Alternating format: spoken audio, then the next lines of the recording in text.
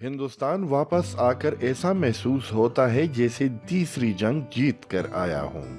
ये कहना था जावेद अख्तर का, जो कि मशहूर हिंदुस्तानी नगमा निगार और लिकारी हैं। जावेद अख्तर गुज़िश्ता हफ्ते फेज मेले में शिरकत के लिए लाहौर आए थे।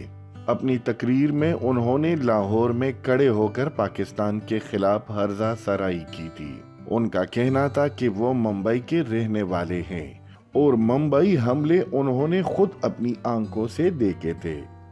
मुंबई पर हमले करने वाले ना तो नॉर्वे से आए थे और ना शाम से। वो लोग अभी भी आपके मुल्क में घूम रहे हैं। अगर ये शिकायत एक हिंदुस्तानी के दिल में हो तो इस पर बुरा नहीं मानना चाहिए। पाकिस्तान को ताज्जुब का ताना देते हुए जावेद अख्तर का कहना था कि उनके मुल्क में नुसरत फतेह अली खान, मेहदी हसन के बड़े बड़े फंक्शन हुए, लेकिन पाकिस्तान में लता मंगेशकर का कोई फंक्शन ना हो सका।